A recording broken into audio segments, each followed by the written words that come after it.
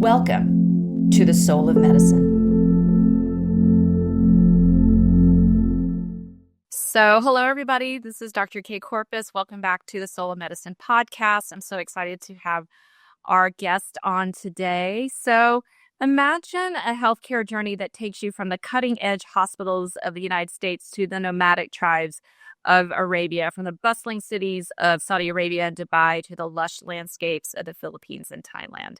For over 40 years, Charlene Fabiano has been just on such journey, witnessing firsthand the incredible diversity of global healthcare practices. As a registered nurse with a career spanning decades and continents, Charlene has seen it all, from the traditional healing rituals of other cultures to the latest advancements in Western medicine. But through her travels and experiences, she has come to believe in the transformative power of one particular practice, acupuncture and Chinese medicine. Today, Charlene brings her wealth of knowledge and experience to the tristate area, where she's dedicated to sharing the miracles of acupuncture with her community. With advanced training from renowned practitioners and a passion for empowering patients to take control of their health, Charlene is on a mission to show us how this ancient practice can hold the key to modern wellness. So join us as we sit down with Charlene to explore her incredible journey, the lessons she's learned along the way, and the powerful potential of acupuncture to transform lives. Whether you're a seasoned practitioner or just curious about the possibilities of holistic healthcare, this conversation is sure to inspire and enlighten. Welcome, Charlene. Thanks, Kay. Yeah, it's so good to connect with you. We go quite a ways back and just recently reconnected again, and it's so awesome to have you here on the podcast. Thank you.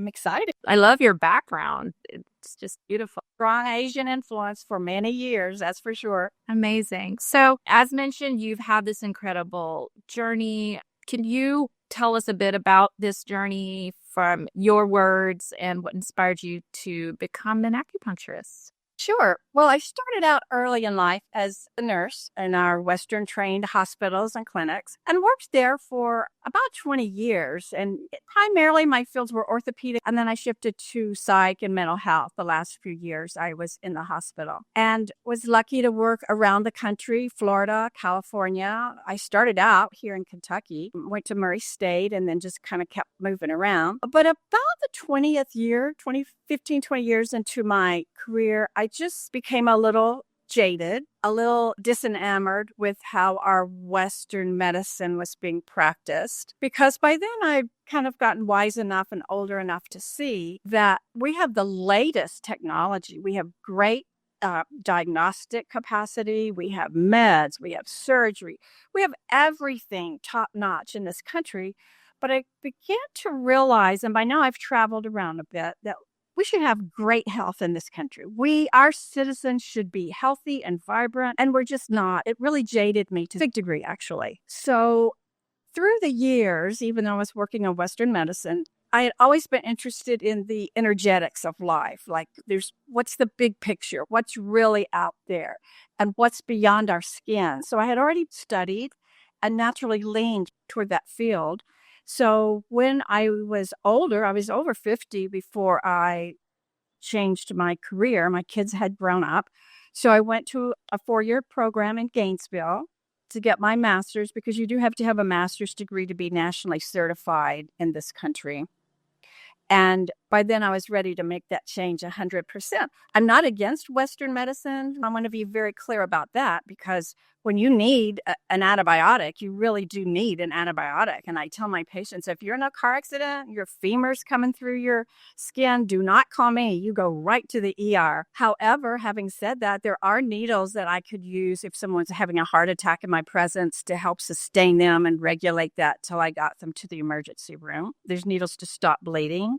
So there are a lot of things that acupuncture can do with Western medicine to help facilitate a great ending to whatever the story is. So by 2010, I had completed all my training And I set out, I lived a few years in Europe first and kind of piddled a little bit in Poland. I didn't have my own practice, but I was in the office with a naturopath, which is a little different than how we look at naturopathic practice here. And then I actually didn't practice in Europe other than just a little bit here and there. But I was able to go to London and study under Worsley's wife and take some classes when I could just take the train to London from where I lived.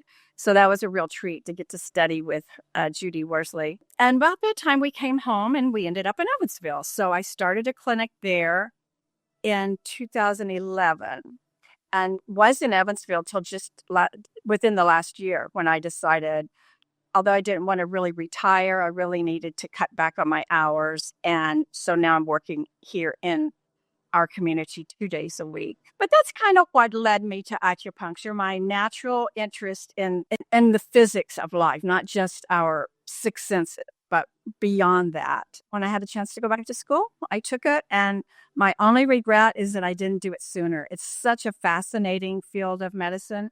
And it is actually, I do want listeners to know that it is a complete body of medicine. I don't treat cancer. There are a few things I don't treat because I don't have the advanced skills to do that. But the Chinese didn't have MRIs or even basic X-rays years ago, but they had a way of keeping their people healthy. And I'm very honored to be able to offer that some capacity to our community here. In the beginning, I was still in nursing. I volunteered in the Philippines, but I was working in Saudi Arabia and Dubai.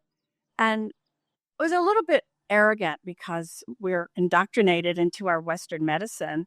So you would look at other approaches and you would just be kind of condescending in how other cultures approach their healthcare. But finally, when I got into acupuncture school, I find myself doing what I used to make fun of the 10 or 15 years prior to that. For instance, bloodletting. That was just barbaric when you study about it in nursing.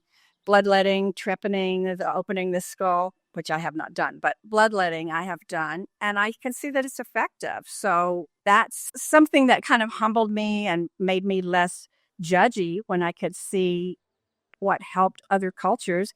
And it wasn't costing $10,000 to do that. And they their health improved from other procedures. But I'm using bloodletting as one because to us, it sounds so extreme, but it really is effective.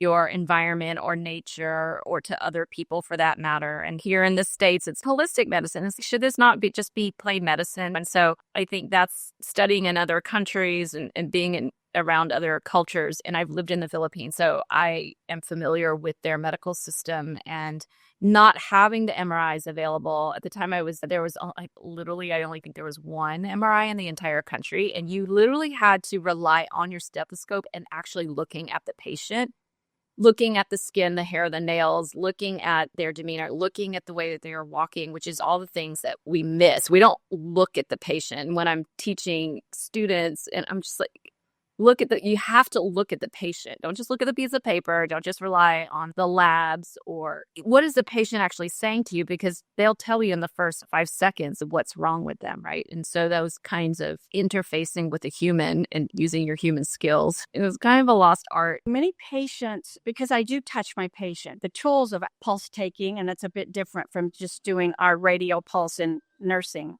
So pulse taking, tongue diagnostics, feeling around on the tummy for tender spots or cold spots. Temperature is very important in Chinese medicine. So I'm going to check to see if, especially digestive issues, if you have cold in the area. And I find that people really like that. They like for their practitioner to be engaged with them at just touching. And I usually just put a hand on their foot and go around the table and try and stay connected to them for the whole physical part. And I realized that you don't get that. I don't get that when I go to a doctor's office anymore.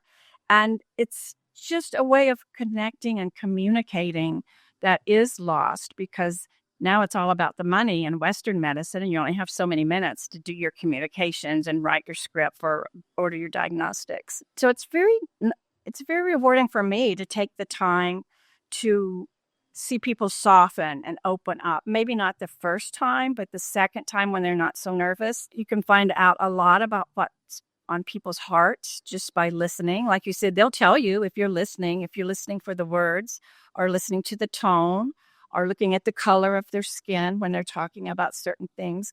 It's all big clues as to what's going on inside the body. And I'm sad that it's just a different paradigm. I'm sad that Western medicine misses this. It does miss it because it's not taught and we don't really honor that. But the Chinese medicine's a different paradigm because we're looking at the meridians and the channels where this qi goes through and all the different aspects of how everything's connected. And that's most important. The holistic means whole, as you know. And so it's how I can put a needle in someone's shoulder, but they feel it in their ankle. It's like, whoa, how did I feel that way down there? Because inside there's a million little tiny highways and backcountry roads where everything is connected. Every cell in your body, well, we can go to the Western example of mitochondria. It has to be fed. It has to be functioning well. Mitochondria aren't functioning well. You're not going to function well. And it's the same with Chinese medicine. I use different words like qi and yin and yang, and I balance that. And what I have noticed with acupuncture, it really shines in people with chronic disease. Like the example I gave earlier, if you have a broken leg, but when acupuncture really makes a big difference, it's when people have exhausted all their specialists and many medications and come to acupuncture, and after 3 or 4 sessions, they're finding hope again, and they're finding themselves feeling much better because I'm rebalancing the entire body. I'm not just working on your stomach if you're having reflux or stomach pains or constipations. I'm working on your entire body to bring us back to a point of homeostasis. And I explain that to patients as I call it like the energy from God. It's not just the energy to ride your bicycle. It's not just your energy to mop the floor. It's that energy to keep your autonomic system going, your automatic for the non-medical people that keeps your food digest automatically, your heart beats automatically. We don't have to tell our heart to beat. We don't have to tell our skin to heal. It's just done for us. Sometimes that gets out of balance. Often it gets out of balance by the time we've become adults. And that mostly I'm going to say is emotional. A lot don't credit stress. Well, I'm not under stress. We're all under stress, believe me. If you're alive in 2024 in this country, you are under stress. And some people have forgotten what it's like to let that go and just feel the openness of their heart. And they communicate better. They're easier with their families. It makes a huge difference. And the point I'm making is maybe they're coming for menstrual issues, but they still get this heart-opening treatment by the method of just balancing the entire body. It's really wonderful to see. The body does know what to do. We just have to get out of our own way. Everything from not enough sleep to not enough movement to being lazy to overwork. Diet, of course, is huge, particularly in the Western world. It's huge. But all those things get in the way of the free flow of qi, or I'll use the word energy, doing its job to keep us in shape. It's always putting out a little fire here, a little fire there to try and keep us healthy and intact and as we were designed to be. But being able to help people shift is really rewarding. I'm sure you see it there in your practice as well. Sometimes people have a hard time realizing that diet is really that important, or I'm finding that. I don't know about you. It's really hard to get them to change their diet. So I usually just try let's do it a week. I'll give them some homework and let's just try it for a week. Let me see if you've been able to make some changes. But humans don't like to change very easily. It's hard. It's hard for all of us. Experiences that have illustrated that, Charlene? So that's really tremors. I treat neuropathy with some improvement. I can't say I've ever eliminated it, but it really helped people with the pain and that fiery feeling in their feet and fingers. And that's very rewarding because, of course, probably, I don't know about you, but for me, I'm usually the last resort. As I said earlier, they've been through everything. And that's okay. I'm used to that and I'm okay with it. I'm just glad that they found me. I treat my husband when he has gastric issues and he's a little bit stubborn, so he won't get acupuncture before he gets ill. So I'll needle him for that, and immediately that will take care of it. As I'm putting in the last needle, he's already beginning to feel better. And that's the way it is most of the time with acupuncture. You come for your first treatment, I'll do your assessment. You'll get a full treatment. And most of the time, you'll be able to feel that something's changing. Your issue won't be 100% taken care of, although there are exceptions to that. But people can begin to feel that something's changing. I really like it when people are on the table for about 45 minutes and they can't go anywhere and the phones are off. So they're forced to just lie there, and they become aware enough they can feel this energy change. They can feel things moving and something. It's hard to put into words for most people, but there's subtle changes that they can feel shifting in their body. And when they get off the table, they'll say, oh, yeah, that pain's not as bad. Or sometimes pain travels. We call it chasing the pain. Pain's not in the right hip now. It's gone to the left side, so we'll take care of that. And most people are very pleased with acupuncture. Not 100% of my patients are, but I would say a good 90% have been very happy with acupuncture. Yeah. Well, the biggest thing is, I don't like needles. And I really think that's funny when somebody's sitting there with a sleeve of tattoos on their arm, but they don't like needles. So that's quite hilarious to me inside. But I usually, first of all, I like people to be skeptical. Don't come in and just do it because I say so or somebody else said so. It's good to ask questions. And I use the analogy of chi being the little rivers that run through your body. I have a little booklet for new people that kind of shows the meridians and the pathway of the chi and the chakras and where the points would go and what they might be doing. And I just let them experience it. So I use that analogy of we are designed to be in fit health all the time. And when we feel good, then we treat others around us better. And then I give the little talk about the rivers of chi. And when you're having pain, it's stagnation. We were talking earlier about bloodletting and things getting stuck. You said, and that's exactly what it is in Chinese medicine. It's like the meridians are either excess or they're either deficient. And that's my job to figure out what's going on with them. And then the needles that I put in certain places are actually an instructional guide. It's telling that chi or that energy where to go to rebalance the sick meridian to make it better. So I don't go into a lot of detail because it can get technical with the yin and yang and the chi and words that people have never heard before. But I do have a little booklet, and usually after the first treatment, they're more than willing to come back. That's what acupuncture is known for, treating back pain, but all kinds of pain, hip pain, and any kind of pain, migraines. I do some fertility work, a lot of menopausal or menstrual imbalances. I work with men with prostate issues, ladies with incontinence. Gastric is a big one. Chronic IBS, Crohn's, all kinds of gastric issues respond quite well to acupuncture.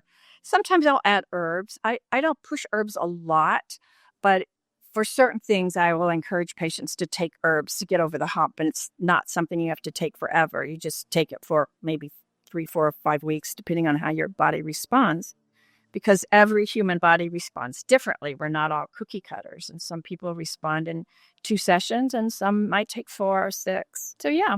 So I have to tell you this story about myself when I first came across acupuncture. I believe, so I was a new mom and I was a new attending. And I just have these like weird, what I know now is I was headed down the adrenal fatigue road. And so I went to this acupuncturist, this Chinese medicine doctor, and he was like, okay, like I had no money at this point. Kids, new doctor, working part-time, but trying to figure out what was wrong with me. And he's like, well, I think you'll need like 7 to 10 sessions. I think your problem is stress, and I can't guarantee that you're going to get better. Stress was really causing a lot of what was going on. I didn't want it to be because I couldn't change how little my kids were. I can't imagine telling a patient, I don't know if you're going to get better.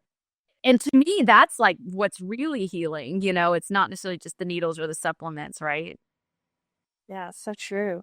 Yeah, that's why I say powerful. I can't imagine me saying that to a patient. I'm not 100% cured, but certainly there's going to see, I mean, people say, well, what are the side effects of acupuncture? It's like, well, side effect, you're going to feel better. Sleep better. Yeah. They never pulled acupuncture off the shelf in 3,000 or 5,000 years. So yeah, the side effects are you're going to feel better. You know, you may have a little touch of IBS every now and then, but the rest of you're going to feel brighter. You're going to feel more hopeful. You're going to have more physical energy. You have more mental energy. The school I went to actually specializes in emotional, like with emotions. And so I'm able to, I don't use that all the time, but I'm able to use that with patients that are stressed and depression and things like that. Even pain to some degree. Of course, I use it, but not directly. It'll be more of a secondary approach to it. Charlene, could you go into that more? Because I mean, I know, the adrenals or the liver holds anger, right? Is that correct? And rage, and then the adrenals sort of hold fear. I mean, I think it's an interesting way of looking at, I mean, that's kind of my extent of Chinese medicine, but I find that really interesting when I do see bumps in, like, for example, liver enzymes, or if somebody has, for example, like estrogen dominance and their livers aren't processing, estrogen efficiently enough, and you have buildup of that. So I kind of go to that. And then I dig a little bit deeper of like, where is this source? Or ask them, like, how do you express your anger? And a lot of them are like, I'm not angry. I don't know what you're talking about. Like, or I don't, or I never have, or I don't, and so it's an obvious thing where that's trapped in the body, or you can see that as something that emotion that hasn't been processed. Could you, dive into that a little bit more, with the emotions in the body? Yeah, especially the emotions. Each organ has an emotion associated, as you mentioned. Um, the liver is usually anger. Gallbladder is frustration. They're connected. The liver and gallbladder. Gallbladder's mainly frustration, and liver's anger, and inability to express that. Heart is joyfulness or lack of. So each emotion has a flip side. Adrenals, fear. Lung is grieving. You have a lot of sadness, grief work. Spleen and stomach are also sadness. And it is easy when you start working with patients. It's interesting. And in Chinese medicine, the tongue diagnostics are very essential, because let's just take a patient with stress. They might say, no, I'm doing okay, but I don't really think I have stress. But when I look at their tongue, there's a certain area that tells me, oh, you do have some stress going here. We haven't maybe identified it, but something's going on here. The same with cracks in your tongue. For anybody that's listening, you go look in a mirror and you see longitudinal cracks in your tongue. It really shouldn't be there. So that tells me something's going on, most likely in your GI system, in your gastric system.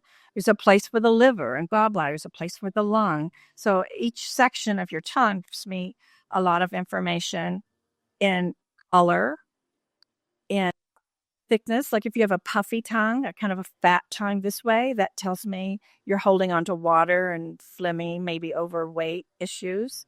So it's very revelatory when I take time to inspect their tongue, and I'll do that for a couple of times, two or three times, and then check it periodically as I work with those. Yeah, when you know there's anger going on, you treat that element, whether they're there for that reason or not. You're treating the whole person.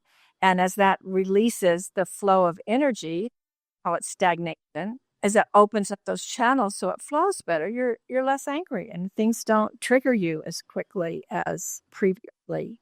The stress and the tightness in the heart when you're stressed and you're maybe not angry, but you're worried and you're tight in here. You open up the heart chakra, and then, like I said, it's a matter of perspective. It's how they interpret the same situation, but it's interpreted a little different, a little soft by opening up that heart chakra, because everything connects with the whole world. It's not our body's connecting all around us. Each organ has emotion attached to it, and you can see it when you start working with patient. If you can open up some of those little channels or big channels, then and there's even points called sea of joy or point of, I forgot the English translation, but there's certain points just for emotional treatment that are very effective in injecting their physical ailment. So you're also certified in facial rejuvenation acupuncture. So what inspires you to pursue this, and what benefits do you see it offering to patients? Same as a facelift. So if you're expecting a whole face, you will not get that. But you do, because it's quite a number of needles actually in your face, but they're teeny. Sometimes they even use tweezers to insert them because they're so very tall.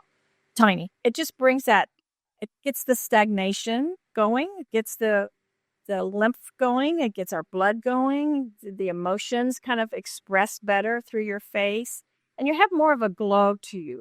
There's a way I can tuck to get rid of little jowls here. I can tuck under the bone here. I can tuck under the cheekbone to try and keep that a little plumper. I will, however, say I don't do a lot of it anymore because I just felt it was kind of frivolous because there's so many things, and I'm the only acupuncturist here, so many other things that needed my attention. So I don't really advertise that. But if a person happens to know and they come in and ask about it, we'll talk about it and see if we can work it out.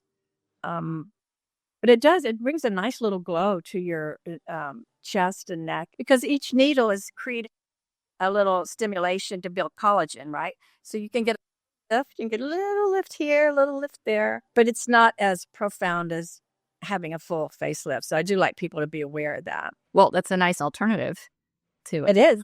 I do it my part of those little needles in. Yes, I'll be booking my appointment with you. I'll be calling you after this. So, as you reflect on your long and varied career, what are you most proud of, and what do you hope will be your legacy in this?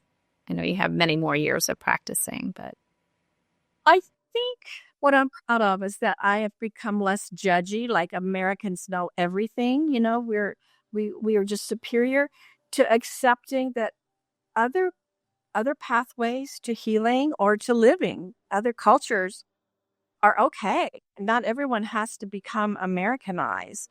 And as I said early on, when I was younger and traveling, I kind of had that little condescension about people being backwards or not being smart enough to do A, B, and C. But I've learned that, hey, there's some good quality people that are not always living on the edge.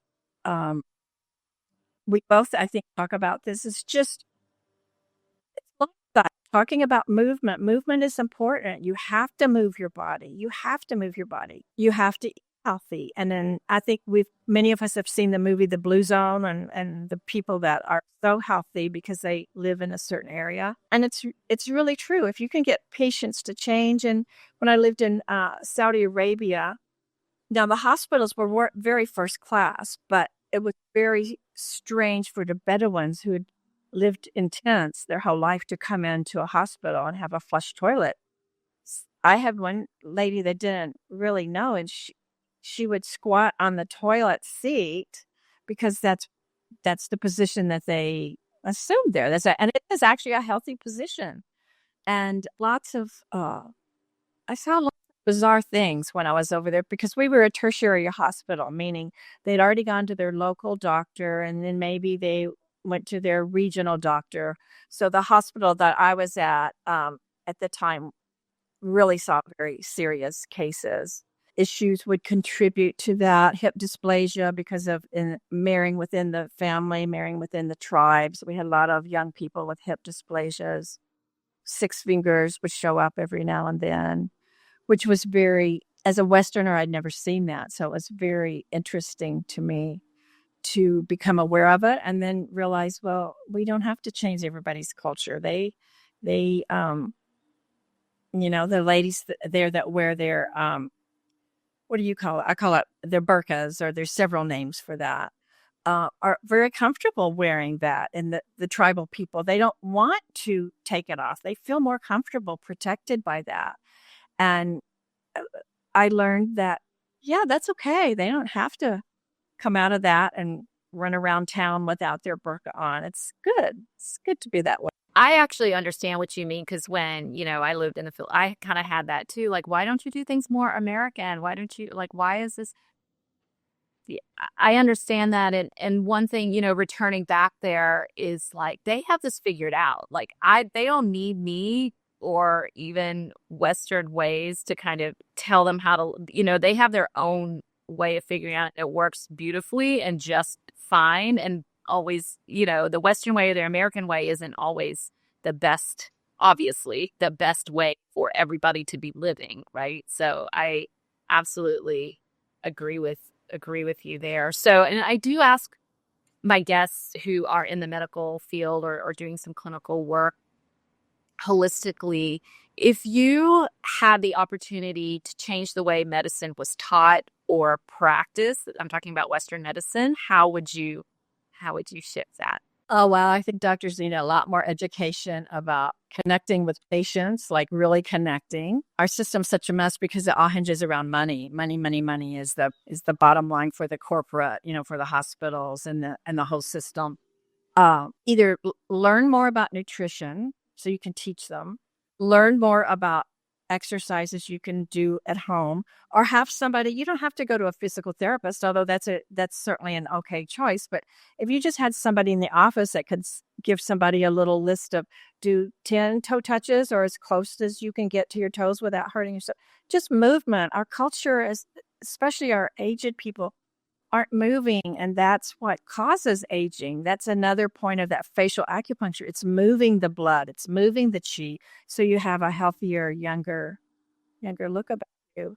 And there are cultures that still don't pay somebody to come and do their yards. They actually hoe their own vegetables, and they cut their own lawn, and it's really healthy. In fact, this wasn't on my patient, but I was aware of an injured person, and they were using Ayurvedic. And at the time, I went, and that included a lot of massage with oil. So I'm going, I'm still propagandized by my Western thinking. Like, what is that going to do? But then when I compare it to Chinese medicine, it's moving the chi, it's moving the blood, it's getting things to flow through your body. So there might be more healing than just laying in the bed immobile. I mentioned bloodletting. I do that for high blood pressure. It takes like two little drops of blood. I use a little lancet and I just do it in your ear, and they see a big difference in blood pressure with that. So I would like doctors to know that just because they didn't learn it in med school, there's still value to other things that are floating around.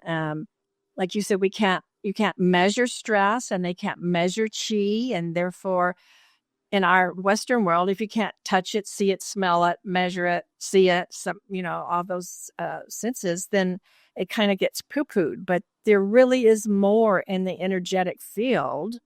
And that would be a whole nother conversation, but bringing things from without in the field into your body. But I would like them to know that at least, and be aware of that. But yeah, I think diet, exercise. What are the tools in a doctor's toolbox these days? Pills and more pills? Yeah, pills. Yeah, prescriptions. Yeah. So if they could hire somebody to teach them lifestyle purposes, just simple. And something that you said too was, as a practitioner, it's awesome when your patient gets better, isn't it? I mean, I just, that's what makes practicing medicine fun, is because you have all these positive stories, you have these miracles, it's nice when your patient's like, oh, I feel better, versus like, I feel worse, and to me, that's kind of the sad thing about medicine. It's not when you're in that realm where people aren't healing off medications and off of surgeries. And do you know what I mean? That they're just trying to. It has to be depressing for the practitioner. It's totally depressing when it's just like, okay, I have to up your meds, or there's nothing else I can do. Go to the acupuncturist, or go to the holistic doctor. And that's what makes it pleasurable, because it's like, for you and myself, it's like, the more patients get better, it's lovely. It's always kind of surprising, but it's like, of course. But then it's so exciting to hear those stories. So yeah. And like you said, like when you can make those changes, what's learning more about nutrition, or what's, it's not that much longer. And even practicing what we preach, right, makes it more embodied and easier to practice. Practicing, like as a physician or a practitioner, like eating well or moving your body, doing what you're telling your patient to do, and I think that's kind of the disconnect that happens often. People are confused about what to eat anymore. There's been the high protein diet, the low protein diet, the high carb, the no carb.